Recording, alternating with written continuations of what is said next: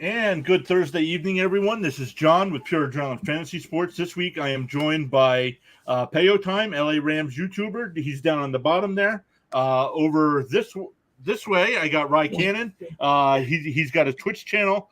Plays lots of Madden, lots of video games, but he's a Seahawks fan. So we wanted to come on, talk a little bit NFC West.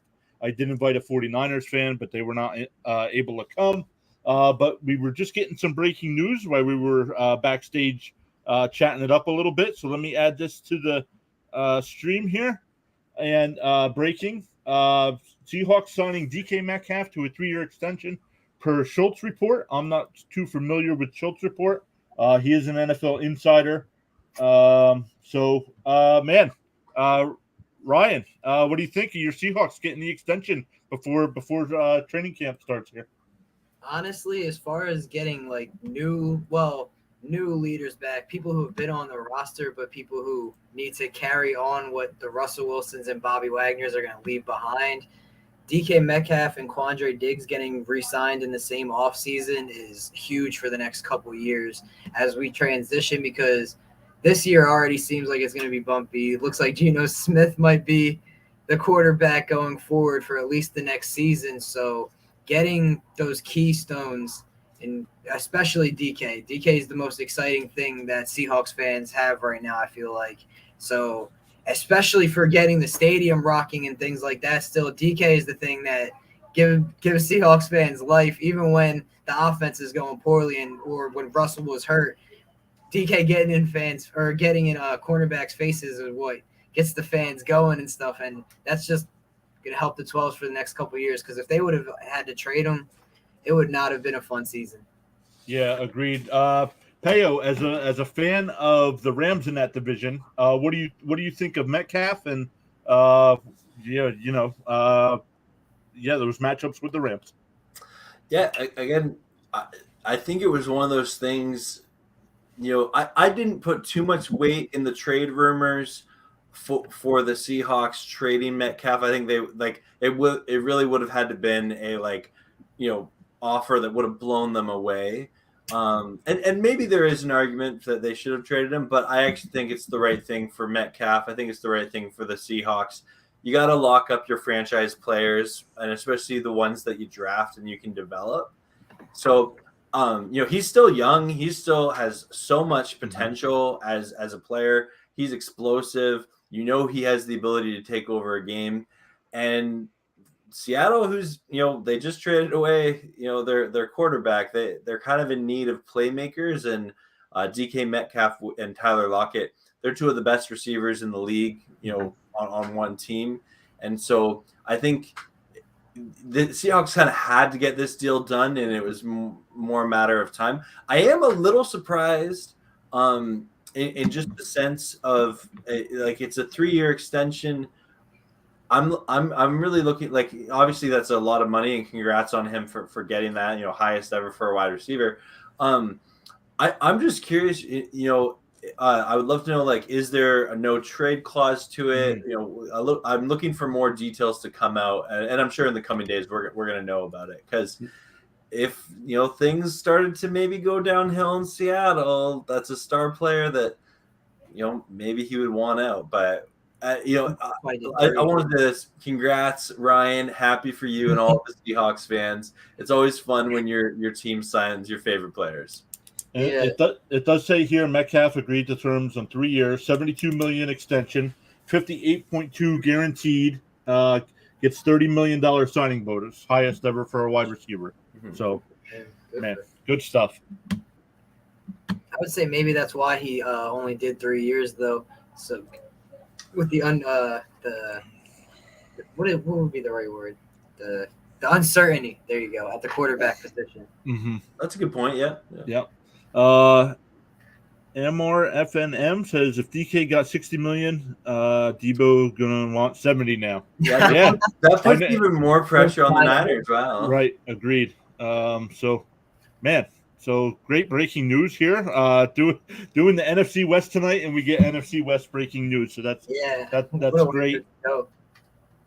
I'm going to switch things up a little bit because we have the breaking news with Metcalf. We're going to start with the Seahawks. Let me put everybody back on the screen bigger here. Ryan, why don't you just start off? Tell us a little bit how you became a Seahawks fan and a little bit about your channel. And I'll put the link out for your channel here as well. And Amar is a first-time chatter here, so thank you for being here. Is that somebody from your channel, Ryan? Yeah, that's my closest friend. That he's a 49ers fan. It just gave me the follow as well, so thank you very much for that. Yeah, Amar and me actually talked a lot of football like growing up, going back and forth about the Seahawks and Niners. We were on the phone for the NFC Championship game when they played back in 2013. So yeah, it was definitely some good times. But I became a Seahawks fan probably around like 7, 8, just talking with my dad. We watched the Super Bowl 40 with the Steelers and the Seahawks. Not a fun night. But so yeah, over time, I didn't really watch too much back then until I want to say like around 9. I started watching a lot more around the Deshaun Jackson era here in Philly. That's when I started like tuning into like more games, and that was right around the time Marshawn Lynch had come into Seattle. So 2010 was like the first year I really remember watching a lot of football. I got to see the miracle return from Deshaun Jackson. I got to see the Beastquake run and them beating the Saints coming off of a Super Bowl win. So, yeah, I was just absolutely sold after that year. And that was before Russell Wilson convened. And I'm so glad I got there early because that way nobody can ever, like, because that was my first, like, full year watching. So I'm glad I got there right before Russell Wilson started. That way I got to know a little bit. And it was still a good time, but I got to know the Tavares Jackson era too. Yeah, gotcha. So I know you don't stream much about Seahawks football, but why don't you tell the guys in the chat what your channel is about? Yeah, man. Over on the Twitch, we play a ton of sports games, talk a ton about different sports, a lot of wrestling, a lot of MMA, a lot of football. We do talk a lot about football in like the Madden stuff, and I do want to talk more about football things going forward, and actually MMA and things like that too, because those are the two things that I love breaking down all the time. But yeah, man, just a lot of different games, good times, and crazy people. Yeah, and like you said, you do a lot of wrestling over there. The big news a couple of days ago was WrestleMania 40 announced for Philadelphia. So I know you're in Philly. I'm about 90 minutes north of Philly, so I think I'll be taking a road trip for that as well. So that'll be cool. The whole squad got to link up for that one. Yeah. So, but since like I said, since we have the Seahawks breaking news, let's do your Seahawks first. Sir. Let me put them up on the screen. Let's look at your schedule here. Like you said, Geno Smith looks like he might get the starting job. But yeah, what do you think about your first 4 games here? Denver, San Fran, Atlanta, and then Detroit. You know, it really starts off rough, especially putting us against the Broncos with Russell Wilson and then putting us against the Niners, who we've pretty much dominated in the Russell Wilson era. Without Russell is going to be rough because the Niners are a fantastic team. I think they can go all the way to the Super Bowl. I think the Broncos have a good chance of making the Super Bowl as well. So there's a good chance, unless something's funky with the offense in Denver still, where they just haven't gotten things going enough. And then I just don't see Russell Wilson losing that game, knowing him the way I know him. So I really see us probably going 0-2. And then the Atlanta and the Detroit games are iffy. I feel like we could probably beat both of those teams, even with being as mediocre as we are, because Pete Carroll can out-mediocre the other mediocre teams. Right. So that's funny. Let's take care of some chats here. Sean is here. Sean says, "Good evening, guys." Sean, thanks for stopping by. Can't wait for you to come back, bud. Hopefully you're getting some rest. I know he's been real busy with work. He's working outside in the heat every day, so that takes a lot out of people too. Says 2-2 in those first 4 games. Yeah, so yeah, let's look at the remaining first half of the schedule here. You have the Saints, Cardinals, Chargers, Giants, and Cardinals again. So where do you think record-wise? What do you think you're looking at after the first 9 weeks? First 9 weeks. So we're talking about like 4.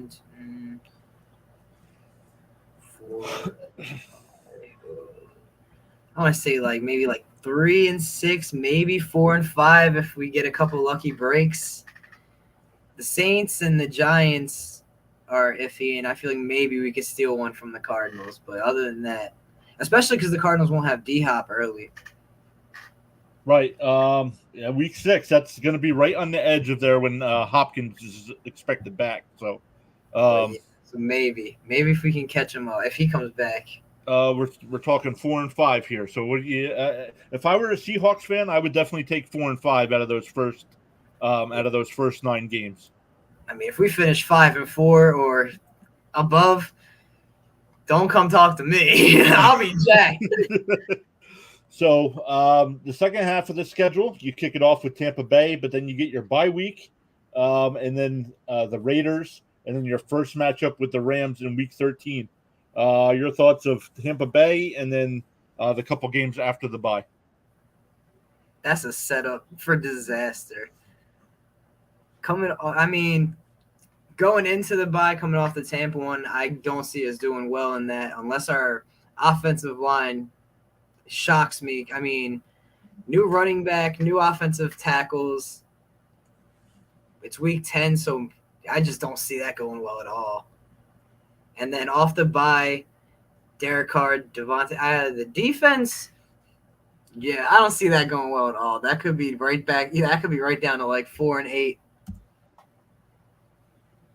Yeah, so that's definitely a tough part of the schedule there. But then you get Carolina. Who knows what that team's going to be like? San Francisco again, Kansas City, then my Jets, and then the Rams to finish the season. Okay, so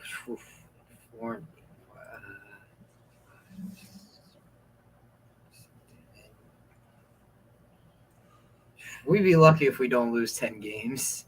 Yeah. I'll put it that way. So, I mean, some of the matchups, like you said, I don't know what Carolina is going to be. How's Lance going to play with San Francisco?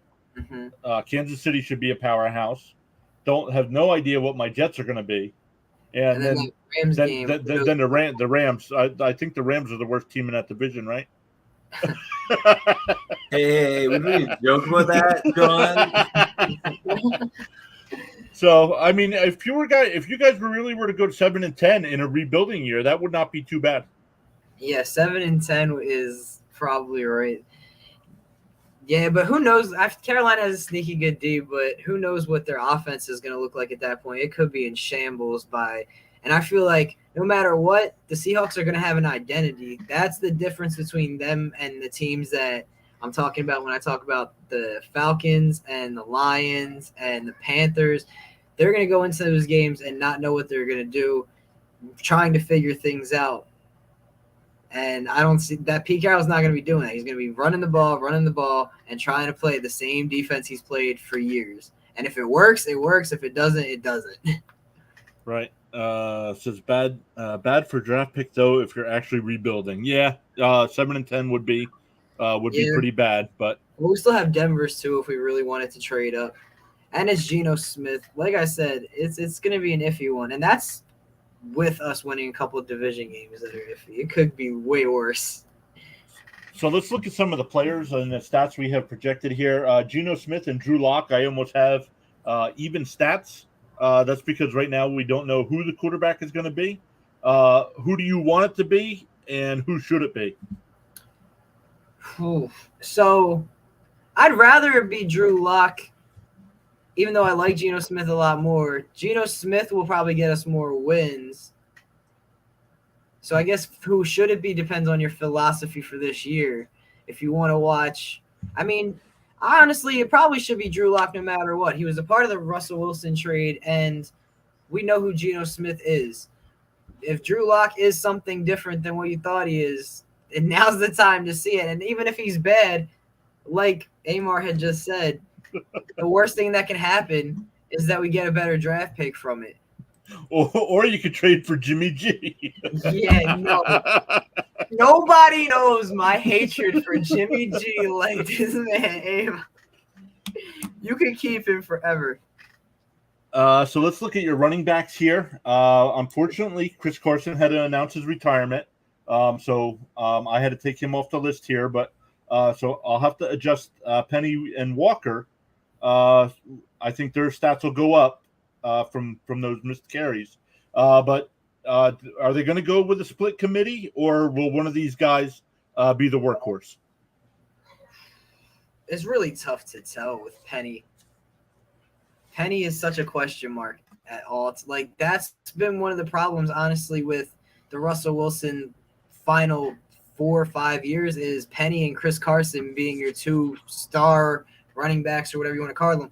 When they're healthy, they're both great running backs. Especially Carson was a lot more consistent, but the Rashad Penny that we saw at the end of last year looked unstoppable. If he could stay healthy, but that was 7 games. He's never completed an entire season, which is exactly why they drafted Kenneth Walker when they did, knowing what's going on with Chris Carson. So I'd imagine that they'd finish pretty close if Penny stays healthy, and I could honestly see it being a very Kenny Walker season if things go the way I think they will. Yeah, and I really liked that draft pick of Kenny Walker. I think maybe not this year, but year 2 he'll definitely be the workhorse there in Seattle. Sean's over here in the chat letting us know Metcalf signed his 3-year deal, $58 million, $30 million signing bonus. Yeah, Sean, thank you for that. We did start the show a couple minutes early because we saw that breaking news. So Payo Time's like, why don't we just go live? So we did that, but thank you for putting that in the chat there. And speaking of Metcalf, let's talk about your wide receivers. You have Metcalf and Lockett at the top, and then a pretty big drop off. Is there somebody we're not high enough on in our projections? So talk about Metcalf and Lockett first, and then who we should keep an eye on through the rest.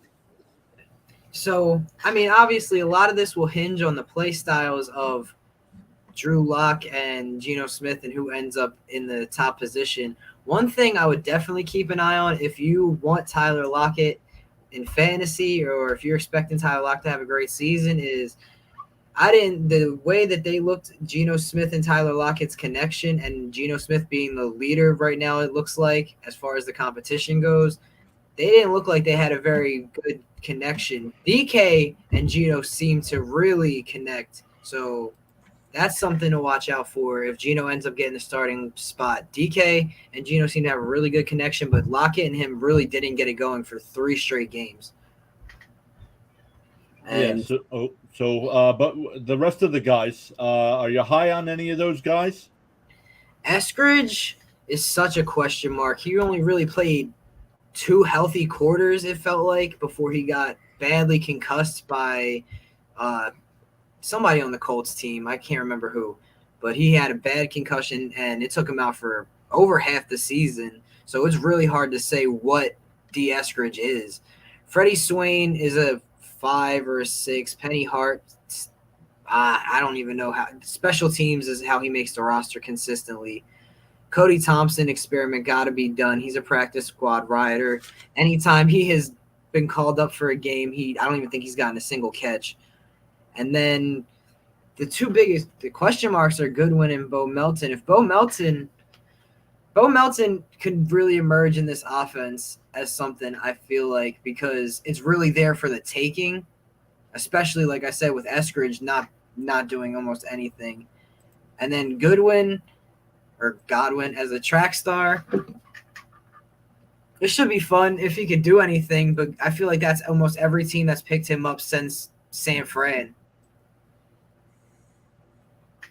Yeah, they've all thought high upside, and it's never panned out for them. Let's see. Goodwin is washed goods. To be honest, he couldn't beat out Rieger and Philly.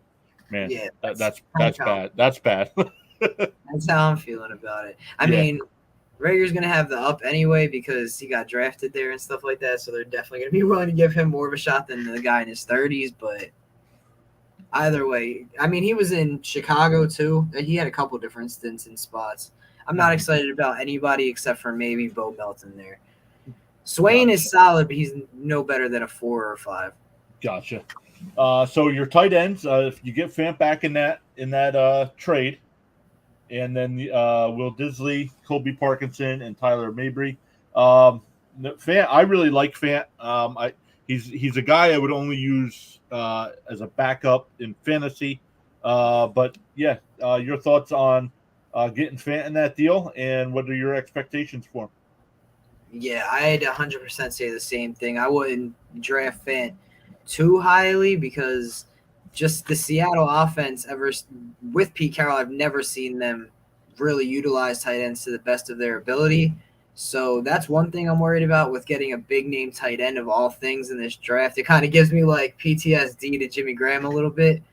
But even Will Disley, there were so many times where it looked like early on in his first couple of years this was going to be a guy, and now he's kind of regressed. It seems like Parkinson's never been healthy enough to really make an impact in 2 or 3 seasons now.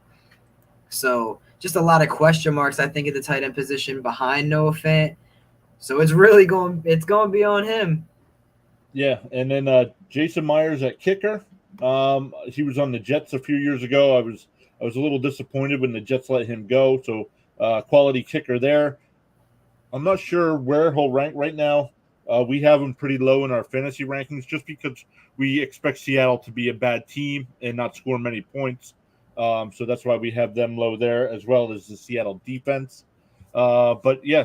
So overall, I mean, what do you think? I mean, you guys did lose a lot in the offseason. Like you said, you trade away Russell Wilson, Bobby Wagner leaves, Gerald Everett. I mean, you did get Fant back. You did get Fant, but DJ Reed signs with the Jets and Chris Carson retires. What was the deal with Carson? Was that an injury thing for retirement, or did he just announce his retirement? So last season, right before the year started, literally out of nowhere, Seahawks fans were told that he had some sort of neck issue, and then he eventually went on the IR, didn't play the entire season, obviously, comes in to this season, and there's still question marks, and I think once Kenneth Walker got taken so high, it was kind of like, okay. And the craziest part is they gave him a 2-year contract at some point last offseason before. I don't know if they didn't know or if they did know and just paid him anyway as a 7th-round pick. I guess that'll never be told. But either way, it was definitely a crazy situation. And like I said, a part of the whole Russell Wilson thing. One of your main running backs doesn't play the entire year. Yeah, agreed. And my last question about the Seahawks is Pete Carroll around for the full rebuild? I guess that depends on how successful Pete Carroll is in the first couple of years of the rebuild. So it'll be interesting to see where that goes. Once again, Ryan, thank you for coming on, talking some football. Of course, hang out with us. We're gonna talk to Peo Time about his Rams here in a couple minutes. But man, let's look at. I put this up. Let's add this to the stream.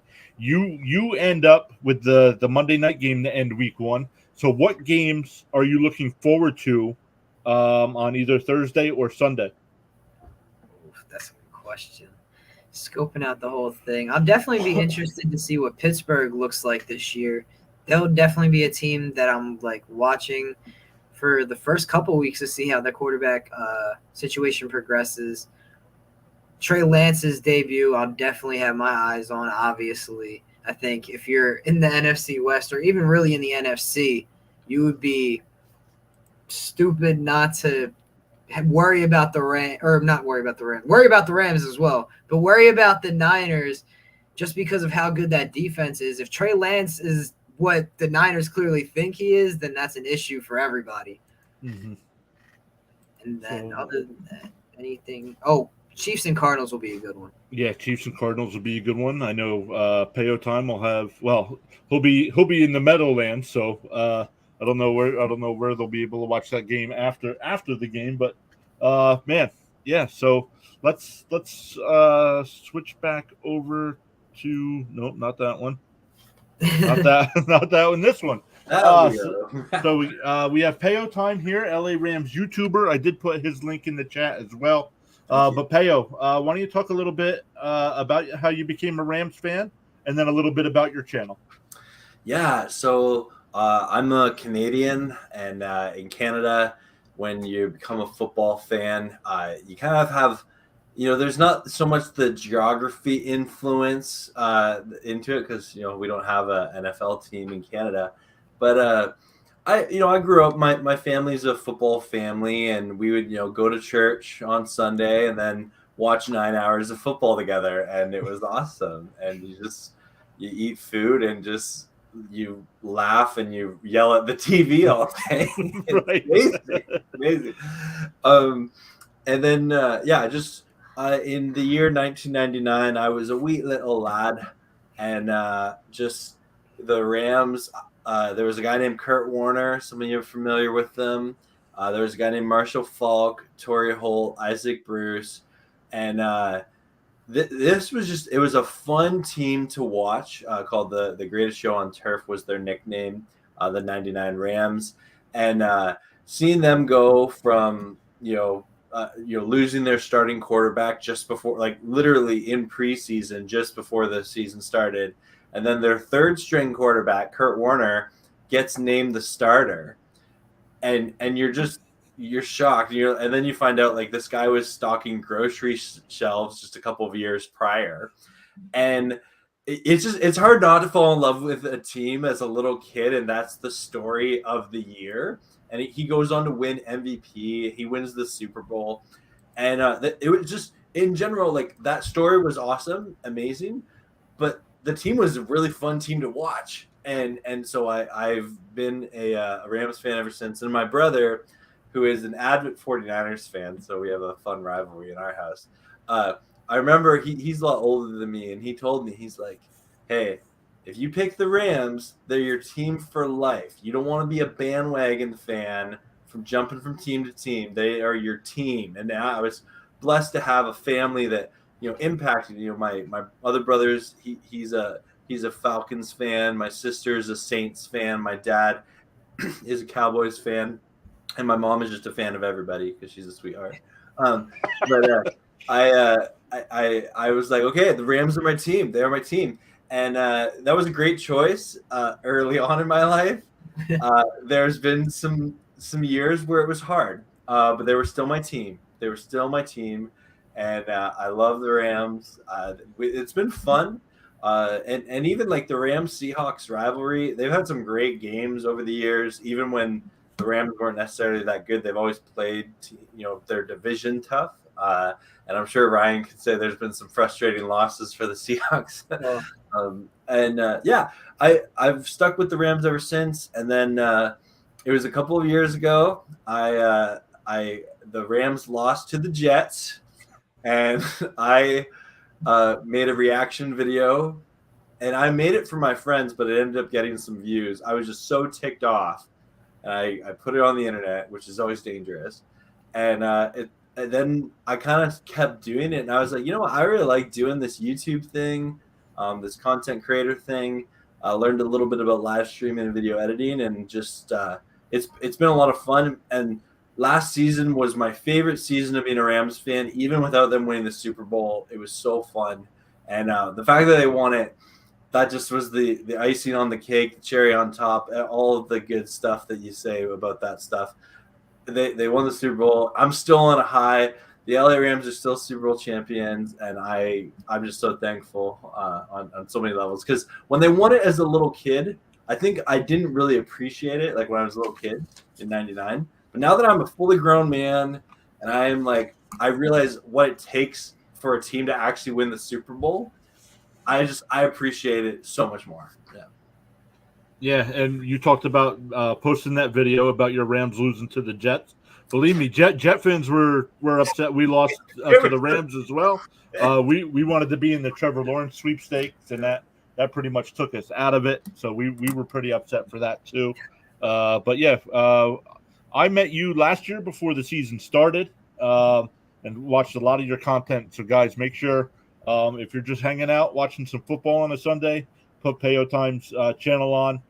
Great football talk, no matter talk all the teams. Even though he's watching the Rams, he'll talk anything football. So yeah, thank you for doing your live streams during games, and thank you for being here tonight. Yeah. Do you mind if I put a little plug about my big live stream coming up September 8th? No, go ahead. Yeah, so I'm doing a charity live stream. We're going to be raising money for food insecurity around the world. It's a bit of a crisis going. No, not a bit. It is a huge crisis going on right now, and so we're going to be talking football for food insecurity around the world. And it's going to be an 8-hour charity live stream, September 8th. Feel free to stop on by a couple times throughout the day, or if you want to watch the full 8 hours, that's cool too. And we're going to be talking football all day, and then I'll do a watch party for the Rams-Bills to kick off the NFL season. So let me, I'm going to put your link there again. Guys, check out Payo's channel over on YouTube for that live stream as well to kick off the season. Let's catch up on the chat here before we dive into the Rams. Sorry, I was rambling on. No, that's okay. The chat's this is good. The chat's active tonight. McDaniel's debut is versus Belichick. Ooh, that's Ooh, so I'll have to keep an eye on that. I didn't even notice that. That's gonna be a fun one. Let's see. You were talking about 99. Frank is a dark boy is here. First off, Frank, thank you for being here. I was born in August of 1999. Okay, so I don't think Raikkonen was born before 99. That's funny. Frank says, "What's going on, fellas? Nothing much." Sean says, "Did you watch the Kurt Warner movie that came out?" I did. Yeah, man, that was such a great movie. And what I loved about the movie is they really didn't focus too much on his NFL career. Mm-hmm. It was everything pretty much leading up to that 99 season. Yeah. And knowing what I know about like Kurt Warner's story, that like there's so many things they could have done in that movie, but they really made it about him and his wife and their story together, which is pretty incredible. But yeah, no, I've seen that movie I think 3 times, and love it. Yep, I've seen it. I didn't get to see it in theaters, but I have watched it twice now on television. Yeah, it's a feel-good flick. Yep, it is. Let's look here. I thought there were some more chats here. I see the one from Sean about have you slept since the Super Bowl? Yeah, that's the one I saw. Yeah. I'll be honest. Like after the Super Bowl came, I took it probably took me two weeks. Like I didn't watch any Netflix or anything. I rewatched not just the Super Bowl, but like every playoff game. I just would watch it in my room and just like I remember being at work and there was a snowstorm going on. I'm like, you know what? I'm just gonna rewatch the Rams Buccaneers game in the snowstorm and while I do my work. And it was just I can't count the amount of times I've rewatched every game from the playoffs and the Super Bowl, just the most. That I love that game. I will treasure that memory forever. And sleep. I'm sleeping good, but I'm still excited. The Rams ring release last week was really cool to see. That very really cool ring, and it's fun being Super Bowl champions. But obviously, we got a title defense to play for, and I think you guys can probably empathize with this. Is it's exciting having teams in training camp. It is. Getting ready for the season. It's like football. It's back, but like just a little bit of doses of it, and we're going around the corner, and then the NFL season is here. Yeah. Sean says he was asking for a friend in case Minnesota ever makes it. Well, first off, Sean, you don't have to worry about it. Your Vikings are like my Jets. We're never going to get to that point anyway, so we don't have to worry. Frank says, the NFC West will tell you how it is. Frank says, great Super Bowl, win or lose. And actually, Payo, your streams last year, the Tampa Bay Rams playoff game on that Cooper Kupp big play to set up the game-winning field goal. That might be my favorite live reaction of yours during the whole season. That play by Kupp was unbelievable. Yeah, that was a lot of fun. Yeah, it was cool. So let's see here, man. Sorry, guys. I'm not used to the chat being this active. Let's go chat. That's awesome. Frank says, how high are you guys reaching for Jamar Chase? We'll get into some fantasy questions here after the little bit of Rams talk. So let me save that one here. Sean says, never know when you win again, so definitely cherish it. Yeah. I've been to have 2 chips with his teams. Yeah. Sean is an Atlanta Braves fan and a Golden State Warriors fan. And I know for a fact I met Sean before those championships, so I know he's not a bandwagon fan there either. So let's see. Oh, I'll save that one again. Oh, no, that's actually Jamar Chase who burned Ramsey on that last play. Oh boy, what if? Yeah, and Frank, I'm just so glad that we had Aaron Donald as part of that play. Yeah, because otherwise it's a very different outcome. That man is a menace. So let me see what we got going on here. I'm trying to keep up. I have 10 people here right now. Thank you, everybody that's here. Make sure you hit that follow button. Sean, who's in the chat right now, is usually with me. We live stream every Thursday at 7, Sundays at noon Eastern. Get you caught up on our projections an hour before the games kick off during the season. And speaking of kickoff, we are 1 week away from preseason kicking off. And next week, I am going to be live streaming during the Jaguars-Raiders game, testing out some new software. So if anybody wants to hop in and check out some new software and just talk football while we got the first game going on, it'll be for people in the chat too. Anybody who wants to jump in and talk football, we can do that. NFC best bring the people out. Oh yeah, the NFC does bring the people out. Sir. So far, this has been our second best stream. The only stream that's beaten this one so far is when we live streamed the NFL draft first round. We had 17 people for that one. So best. So yeah, man, great. Thank you everybody for being here. Frank, we'll get back to the Jamar Chase question here in a little bit. But Peo, let's talk about your Rams. Man, okay, let's do it. Let's add that. Let's get that off the screen there. Man, so a couple additions for your Rams this year. You got Allen Robinson, Bobby Wagner, Troy Hill, name I wasn't too familiar with, and I believe Noteboom was on your team last year, and you guys re-signed him as well. So what do you think of Robinson and Wagner?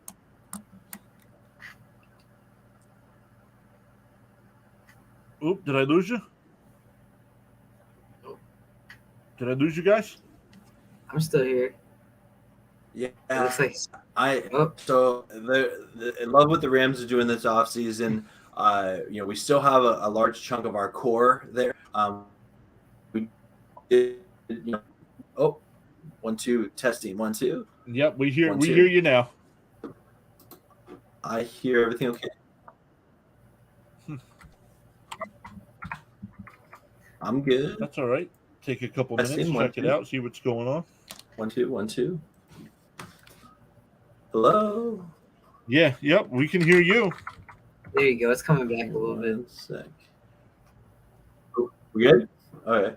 Yeah, yep. Yeah, no, I didn't lose you guys out. All the beauty of StreamYard. It's okay, cool.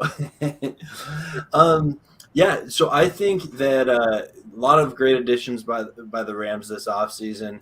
I love the Allen Robinson signing. It broke my heart that Robert Woods got traded away, but at the same time, I understand it. And yeah, I think Allen Robinson brings a different dynamic to this Rams offense that we didn't really have before. And I think that the Rams trio of receivers in Cooper Kupp, Allen Robinson, and Van Jefferson as our top 3, that is a force to be reckoned with. Van Jefferson is someone who does not get enough credit. He did have just over, I think, 800 yards last year. And I think that it's a big order to think that Kupp's going to do the Triple Crown season that he had again last year. But I still think he's going to have a productive season. I still believe Cooper Kupp is the most intelligent wide receiver in football, and that serves him well. There are other receivers that are maybe more like they have a larger catch radius, or they have, they're a little bit faster. But Cooper Kupp, with his football IQ combined with just his great hands, him and Matthew Stafford have a solid connection that I think will continue to serve the Rams well. Mhm. And then Allen Robinson, he's been making some plays in training camp. You can tell from him he's someone that he's a ring chaser at this point in his career. He's made his money. He's played on a lot of teams with bad quarterbacks, and you can tell he's at a point in his career. He's 28 years old, and he knows that he wants championship football. That's why he came to the Rams. And Van Jefferson, this is an important year for him in his NFL career. It's his third season, and I think that he has an important role in this offense. He is more of our deep ball threat, and I think that if you're looking from a fantasy perspective, Kupp and Allen Robinson are great picks. I do think Kupp is going to be hard to get because he's going to get drafted so early. Mhm. But Allen Robinson, if he starts sliding in your draft, to the 6th or 7th round, which isn't crazy, definitely pick him up. And then take a flyer on Van Jefferson. They're definitely someone who, if for any reason there was an injury to Kupp or Allen Robinson, Van Jefferson immediately becomes a possible wide receiver 2 or low end 1 on any given week. So he's definitely worth a late round pickup. And then I'll speak just a little bit to Tutu Atwell. He's a rookie wide receiver that got injured last year. He was a pretty high draft pick for the Rams, considering we only get like second round picks because we never have first round picks. But yeah, Tutu Atwell definitely someone that I don't know if I would draft him, but keep a little eye on him on the waiver wire. He probably will be more involved in special teams, but the word on the street is that he's having a great camp. He's looking fully healthy, and he's added a bit of muscle. So that's nice. always a good thing. And he's a fast guy. So what about the running back position? Akers came back last year for the last game of the regular season, and then I don't know what he did in the playoffs. But I have him leading the team with just about 1,100 yards. Do you think that's too high? Do you think somebody will split some more carries with him? This backfield is really hard to gauge. The best thing I have to go off of is, so Akers was injured all last year, but he came back for the playoffs on a miraculous, recovery from an Achilles tear. I think you have to pay attention that in the playoffs, he got the most carries out of any running back, and that's something you can't ignore.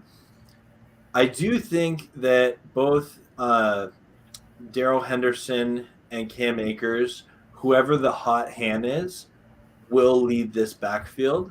And unfortunately, both of them do have some injuries that can flail up at any given time. But I think that this is a backfield that it is productive. It's not necessarily dominated by one running back. It's a hot hand, backfield by committee. But there is sort of the Sean McVay special of, if there's a running back who's playing amazing in a game, he leaves them in there. He doesn't just keep the committee always interchanging. If Akers comes out hot, he'll keep him in there. But Darrell Henderson, a great talented back in his own right. Their rookie Kyren Williams has strong upside and big play potential. It'll always come down to, with rookies, running backs in the McVay system, is can they pass protect? So haven't seen enough from him. I'm really looking forward to seeing him in preseason. I know he's dealt with a couple of injuries already early on in minicamp. So we'll look forward to seeing this backfield. Jake Funk, love the guy. Don't know how much playing time he's going to get, but I would say your projections are correct that Akers is the lead back, but I would maybe say that his yardage might decrease if Darrell Henderson has some games where he's the hot hand. Gotcha. And I don't think they're going to score a ton of touchdowns just because of the way this Rams red zone offense was last year. Gotcha. And then Stafford, man, you guys trade for Stafford. Get Stafford last year, puts up a great season. Yeah. What do you think? 4,600 yards, 34 touchdowns, and 16 picks. Yards and touchdowns too low. They're going to be higher than that. What do you think? I think they're too low. Yeah, I do think this is a pass happy offense. I think that's maybe his floor. I could see him with the 17 games going over the 5,000 mark. He set a Rams franchise passing record last year. Wouldn't shock me if he beat it. The 34 touchdowns, it's really tough to say because that's a good season for a quarterback. But again, like I said, the way this red zone offense is built, with our tight end group, with our wide receiver group, and even our running backs, they're often catching touchdowns in the red zone rather than just jamming them in there. So I would maybe give them the 40 touchdown mark, personally.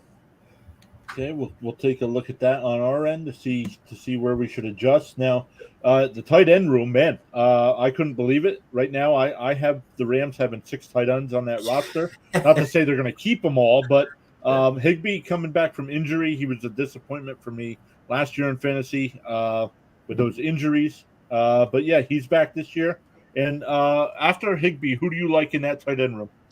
Yeah, so Big Rig Tyler Higg, as I like to call him, he's very much a feast or famine guy. Like any given game, he could give you 3 touchdowns, but then the very next week give you nothing. Like so, from a fantasy perspective, he's a very tough player to gauge. Out of this, it's tough. I actually think you're our second tight end, it's between Kendall Blankton and Bryson Hopkins. Who I see you have quite low there, but Bryson Hopkins played amazing for the Rams, especially in the Super Bowl last year, in his limited play. And both Kendall Blankton and Hopkins, they're proven NFL caliber tight ends. I love this tight end group for sure. And Jacob Harris got injured last year, but he was someone who had a lot of hype. And he in our camp last year, and even in this mini camp, he's fully recovered and he's a big bodied guy. So definitely looking forward to seeing him in preseason as well. I really think in terms of fantasy, only Higbee is draftable. The rest, you have to kind of watch the waiver wire, see if there's an injury. But yeah, Kendall Blankton probably would be considered our tight end 2 at this point. Okay. Catch up on some chat here. Overlord's here. Overlord is a Cowboys fan. Thank you for being here. He says Super Bowl this year, calling it for the Cowboys or for the Rams. Let's just assume the Rams. Okay. Let's just assume. Frank's still here. He says Big Beast. Big Beast. He can be, but just looking at your special teams and defense here, you got Matt Gay. I have him projected as the 4th overall fantasy kicker, and your Rams defense number 2 overall. So I would love to. There was one move about the Rams defense that you touched on that I'd love to just educate your audience on a bit. So the Rams traded on draft day for Troy Hill, the cornerback that was formerly with the Browns. He, before he was with the Browns, was with the Rams, and he was the starting cornerback opposite Jalen Ramsey in the 2018 year when the Rams had the number 1 secondary in the NFL. Yeah, he was very good. He was very good with the Rams. And then he went and got paid by the Browns. And now, I guess for whatever reasons, the Browns are okay trading him away, and they're paying the majority of his salary this year. So this is like next level. Like the Rams are like, okay, go get paid, you'll come back. But yeah, really excited for that. I think Troy Hill was an excellent pickup. It might have been probably the Rams' sneakiest move of the off season that will pay huge dividends come the season. So yeah, let's catch up on some chat here. Overlord says Cowboys, obviously. He also says Rams won't make the playoffs. Okay, Slightly disagree. Cowboys fan with a hot take. A Cowboys fan with a hot take, right? Overlord's a Cowboys fan. Frank is a dark boy. Put in the chat that he is a Saints fan. Saints fan, sir. Yep. So let's look. A question about teams never want to lose free agents, but who's your biggest disappointment there? Of course, Von Miller, Darius Williams, Austin Corbett, and Sebastian Joseph Day, and you traded away Robert Woods. To me, I was a big fan of Robert Woods on the Rams. So he's on the Titans now. So, but who's yours? And is there any news on Odell Beckham? Yeah. So Robert Woods is definitely my most disappointing. I was quite sad when, and I'm still sad about it. I understand the purpose behind it, but it is quite infuriating as a fan of the player, and just he was a large part of our turnaround as a franchise. Robert Woods coming in here and really contributing at a high level. But the Von Miller one, I understood it. He went and got more money in Buffalo. I'm not too disappointed looking back, because that's what helped us get Allen Robinson, and plus Ryan's boy Bobby Wagner. So he's gonna love seeing a Rams jersey. It's all good. He's slowing down. He's slowing down. It's fine. Ryan, I tell you what, if you win our fantasy league, I am buying you a Bobby Wagner Rams jersey. Yeah. The things I will do to a Rams jersey. Oh, those jerseys. They're so you know what? Don't even get me started. We look great. Those IKEA uniforms, they do not look great. Do not lie to me. You'd rather have the Seahawks highlighter green. Yes, those highlight greens. You either love them or you hate them, and I'm firmly on the love them side. Overlord said he's only got hot takes anyway. And Overlord's already saying he's going to win the league, so we'll see. Looks like that's funny. We got some trash talk going on there already. But yeah, any news on Odell Beckham? Okay. Yes. So, and by yes I mean no. There is no news on Odell Beckham Jr. So what my theory is, I do believe there's a handshake agreement in place, because you don't hear about Odell visiting with any other team. And I think he's still recovering from his ACL tear in the Super Bowl. Him being signed right now doesn't actually benefit him or the Rams, essentially. And because they're in training camp, it'd be a roster spot taken up. And so I think when Odell comes, it's going to be a signing in the season, and that way, it won't hurt as much on the cap for this year. But I do believe he's going to get signed, and because of his the willingness to do like a handshake agreement like this and trust of the organization, he'll be compensated accordingly for it. Gotcha. So let's see. Overlord wants to know if he could win only by drafting Cowboys players. We can put that to the test and just give you all the Cowboys players, and we'll do the rest of the draft if you want. Better chance at fantasy than real life. If winning is having fun for you, Overlord, then okay. So let's go back. Let's look at the Rams schedule here a little bit. It's a tough one. Yeah. So you kick off the year against Buffalo. Man, Buffalo, at least on paper, is my favorite this year to win the Super Bowl. Now things have to go right. You got to stay healthy. But yeah, those first four matchups, Buffalo that Thursday night, Atlanta. Is that the game you're going to? Is the Atlanta game? Yes, I need to wait for one more thing to cut in place, but I'm pretty sure I'm going to that game, and I'm excited. It'll be my first Rams home game of my life. And then Arizona and San Francisco, your first four games. So a couple early division matchups. Yeah.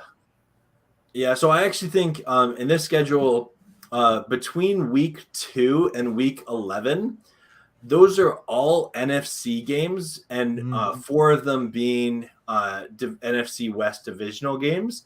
So I actually think that's kind of the most important stretch of the season, and it will make or break if the Rams have a chance. if they have a chance to compete. Hey, silly fun guy, good to see you. Silly man. fun guy, thanks for stopping by. Just followed the channel today as well. So thank you for being here. Awesome. But yeah, my note, looking at the first half of the schedule, I'm a little disappointed that they put both 49ers matchups in the first 9 weeks of the year. Yeah. I honestly wish they would have swapped out the week 8 one for the week 18 one with the Seahawks, and that way like spread that out a little bit more. But we finished the year last year with the Seahawks, so I guess they wanted to change that up, or last year with the Niners, so I guess they wanted to change that up. But it's a tough schedule. I'm sure Ryan, he knew going into the season we're playing the AFC West, which is a good division, and all 4 teams there. So it's going to be a tough schedule. And Overlord, I am looking forward to that Week 5 matchup with the Cowboys. Yeah, so the second half of the year is tough as well. You got Arizona again. The Saints, at least that defense is going to be tough, but then the Chiefs, the Seahawks, the Raiders, the Packers. Who knows? I don't like the Packers this year. I know they still have Aaron Rodgers. I don't like what they did this offseason. So I still think they're the best team in that division that they're in, but as being a powerhouse and fighting for the number 1 seed, I think that's over. But then you got Denver, the Chargers, and then depending on how those games go, maybe you have a little bit of a rest there for Week 18. Yep. So yeah, that's their schedule this year. Expectations, they should be. I think it's between the Rams and the Buccaneers this year for the NFC. No, unfortunately, the Buccaneers did just have that center get injured today. I have not seen an official word. They are saying it's a knee injury, but I don't know if it's the ACL. Have you guys seen any update on Jensen's status? Nothing beyond that. And I think for an injury like that in camp, they're going to do a lot of tests before declaring anything. Gotcha. So let's look here, guys. Once again, before we get into some fantasy questions, let's why don't you guys shout out your channels again? And and one more thing, Peo. From watching your streams last year, I just want to know how much stock into Reese's peanut butter cups have you bought in this year? I think they're owned by Hershey's, so I currently don't own any stock, but maybe I should. I've reached out to them to like being like, this is a thing, and like I get people to eat a lot of that because every time Cooper Kupp scores, I eat a Reese's Pieces Buttercup. So we'll see. But yeah, guys, Peo first. Shout out your channel again, and Rye Cannon, and then we'll look at some fantasy questions. For sure. Peo Time on YouTube, just like my name is right here. It'll come up, talk about the Rams. I do have a really cool series right now where I'm interviewing one fan from every NFL team to do a game-by-game prediction. I have an episode coming out later tonight where we are going to be talking about the New England Patriots. So excited about that. But then, I think I'm 24 episodes into it. So nearing the end of the series, getting through all 32. Nice. Cool. And Ryan, shout out your channel again. Oh yeah, same name, RyCannon18 on Twitch, live almost every day, wherever it is. But yeah, live almost every day, sports games, open world, different kinds of stuff all the time, and then live reactions to different stuff like the UFC and SummerSlam are both on Saturday, and I'm going to be live reacting to just that stuff. Cool. So yeah, just all different kinds of stuff. Let's catch up with some chat here. I know Sean said something here as well. Sean says Lions winning that division at 10-7. I could actually see that. I would love that so much. I want Jared Goff and Matthew Stafford to be in the playoffs.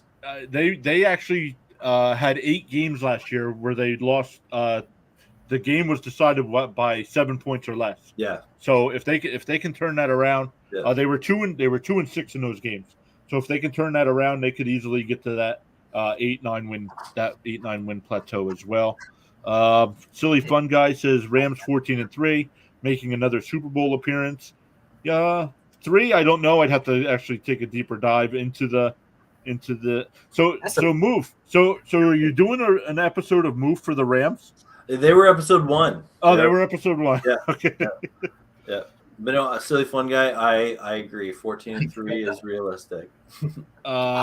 Overlord says he misses Sean. I don't know, Overlord. We might have to block you for that kind of comment. Actually, I miss Sean too. Hopefully he'll be back soon. I understand, like Peo said, taking a break. This can get to be very stressful. A lot of work goes into doing a stream. But yeah, let's catch up on some more chat here. I would like to bet the under for the Lions over under. I would have to look to see what it is. I'm not sure what the over. Well, Overlord says he misses me more. I'm here twice a week, every week. But thank you for that. I mean, I can't wait for our fantasy draft. There's gonna be a lot of smack talk over there as well. But let's look here. Frank is a dark boy said, how high are you guys reaching for Jamar Chase? Let me look. Jamar Chase right now is our projected fourth wide receiver, and he's got an average draft position of 8.6. So definitely going first round. Yeah. In fantasy leagues. Because the NFL is a passing league now. That's why I still try to go running back early. And I would take some of the lower tiered wide receivers. So I wouldn't take Chase at all in the first round, just because I'm going running back in the first round, no matter what. Yeah, it's funny but you guys, what do you guys think? Yeah, I 100%. I'm pretty much the same way. I love running backs. I love running backs in fantasy. I feel like you can find more value in receivers by picking smartly and not just picking like the shiny. And Jamar Chase is definitely going to be one of the shiniest receivers this year for people to want to take. I have no interest in drafting him in the top 8. Yeah. Peo, how about you? Yeah, I think the only thing I would add is it depends on your scoring settings. The way that I'm finding some fantasy leagues, wide receivers, because like I play in a league where you do 4 wide receivers each week, and so with that in mindset, when you only play 1 running back and 4 wide receivers, your wide receiver value goes up a bit. Right. That being said, even in that league, there are lots of talented wide receivers that can have similar production to Jamar Chase. I think that I'm not taking him in the first 2 rounds, but if he slides to me in the 3rd, you better believe I'm clicking draft. Yep, agreed. Frank is a dark boy says Robinson a sleeper. I got burned by him last year, but he was on the Bears, so I need to let that go. Yeah, that's my problem with guys. I'll draft a guy 1 year and he'll either get injured or have a letdown year. I'm like, nope, I'm not dealing with that guy anymore. And then he'll have a breakout year or a big year. But my big one is Mark Andrews a couple of years ago, injured, puts up no numbers, and then last year number 1 fantasy tight end, and of course I'm stuck with Higbee on my roster. Hey, you're blessed with Higbee. Oh, sorry, my bad. But yeah, Peo, tell us about Robinson, sleeper, and what are you thinking? So I think we often talk about the Jacksonville Jaguars last year as being the worst, like most awkward situation. I think the Bears, with Matt Nagy getting fired and everything going on there, that was just as awkward. Like, you saw, the Bears were unwatchable at times last year. That O-line couldn't do anything to give Justin Fields any time. I don't think Justin Fields really had a competent coaching staff to set him up for success to deliver the ball. And I kind of feel like Allen Robinson, he knew he was going to be a free agent. He knew he was going away. He wanted to protect his body. And I don't like, if you're there and you see that, your locker room culture is not, trying to, win the game. They're not trying to win. They're trying to save their job. That's a very different mentality to play with, right? I think Robinson could be a real steal in fantasy drafts. if he's someone that drops in your draft, to the 9th, 10th round, which I could see happening, don't be afraid to get him, and especially if you're in a league that has a little more value on the receiver position. I think Robinson could be someone that wins some people some fantasy football leagues this year. Silly Fun Guy says Van Jefferson is the Rams' real sleeper this year. Silly Fun Guy knows what's up. Yeah. So let's see what else we have in the comments here. Just the last couple. Overlord overreacting again here. Says I'm taking Daniel Jones 3rd overall. Good luck with that. He says be scared. So, be afraid. Be very afraid. I honestly hope. I'm interviewing a Giants fan on Sunday in my move series, and I hope Daniel Jones balls out all of a sudden, because he's probably one of the quarterbacks that gets hated on the most. Mm-hmm. And I love a story where someone and I admit to being one of the people that have made fun of Daniel Jones, and show of hands if you made fun of Daniel Jones. Right, exactly. But I would love it if he's just like, oh, you didn't draft me, I went undrafted in your fantasy league, you got me off the waiver wire. Oh yeah, well I'm gonna show you made the best decision of your fantasy season. I'm gonna ball out, right? That'd be cool. So thoughts on let me put it on the screen before I start reading. Thoughts on Kadarius Toney. I believe he's still with the Giants. Yeah, he's dangerous if he's healthy. And see, the problem with the Giants is the quarterback. And you have a guy that can get it to the guys, the playmakers. But at the same time, go ahead, Pale. At the same time, you have to also a large chunk of the Giants' offensive struggles last year because of coaching, and we saw that calling for a quarterback sneak on a 3rd and whatever. So I think that there's, I don't know, again, there's opportunity with Kadarius Toney. I would limit expectations and let yourself be surprised. I think he's someone you can definitely get at a good value position. I don't see, if you look at Kenny Golladay and Kadarius Toney, neither of them really get you excited about drafting him, but I think there's a chance that you get some production out of them, and you never know with a new offensive, coordinator. And I don't know. I'm not looking to draft him, but if he falls to me late in the draft, then I'll take a flyer. And I'm looking at Kadarius Toney right now. I have him projected as the 39th overall wide receiver, right around the time you could get same where I have Elijah Moore of the Jets, Devonta Smith of the Eagles, and Chase Claypool. I got him mixed right in there with them, and those guys are going anywhere between 79 and 100. And right now, Kadarius Toney is going at pick 115. Okay. About the same numbers as Claypool, Smith, and Moore, and you can wait a couple rounds further and maybe get another running back or something like that here. That's a really good value for Devontae Smith. Yeah, I was thinking the same thing. That's what I'm sitting here thinking, especially with AJ Brown in the mix this year. Devontae's probably, I don't know. That's you say that again. That's pretty late for Devontae. I'll take that. Well, right now he's at 79. His draft position's at 79. So I'll have my eyes on that if that starts going that direction. Human joystick personified. Wonder who he's talking about there. He's talking about Darius. Oh, okay.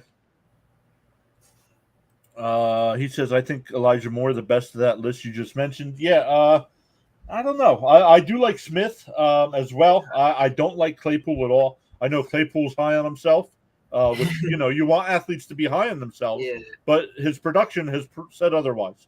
He says he's the top 3 wide receiver in the league, and I don't think he's ever ranked in the top 40. So, that's crazy. Is Kenny Golladay done? No, I don't think he's done. I know since he's been with the Giants, quarterback issues, and I think he's been getting hurt. Let's look at Golladay, and 0 touchdown thrown to wide receivers. Daniel Jones is Toney issue. Oh yeah, for sure. But the argument, go ahead, Peo. The argument is can it get worse, right? Like the Giants wide receivers really have nowhere to go but up, right? Right. Like unless they both get injured again, they're going to have more productive seasons than they did last year. It's just crazy that it gets ran back with the same situation. Because Yeah. I mean, even with some look at what the Chiefs did after they had that season where they had no touchdowns to wide receivers. They completely changed their offensive philosophy totally the next season. The Giants, they changed their offensive coordinator, but it's a lot of the same pieces. Yeah, so let's look at Galladay. Right now, average draft position 161. And I have been projected as the 52nd overall wide receiver at 56 catches, 800 yards, and 4 touchdowns this year. So not bad numbers out of a receiver you can get very late in the draft if you just need. Yeah, and that's what Sean's great at. Sean is great at finding guys that like bad draft picks and gets the best upside. Sean always does that, and then he'll trade that player away for something good, and then Sean's team is stacked every year. So, man, I'm glad Sean took a break. Oh, so man, looks like the questions have stopped coming in, guys. Once again, thank you very much for sharing your thoughts on the Rams and Seahawks. It would have been fun to have 49ers or Cardinals fan here as well. But man, Peo, I did shout out your channel. Can't wait. I know. So it looks like you're doing the 8-hour live stream, and then when are you heading to Jersey for the Jets game?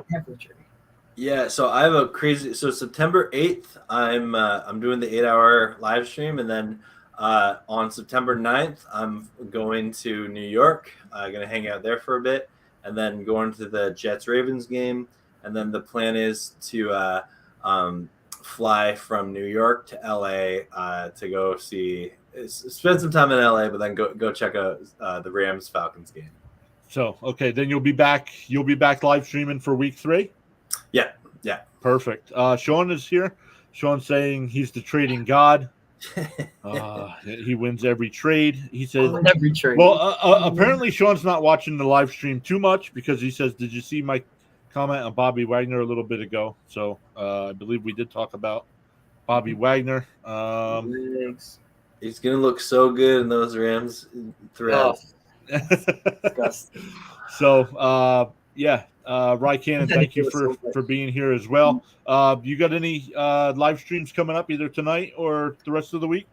Yeah, I'll probably be back live tonight. I just go with the flow. I can't honestly. That's usually what we do.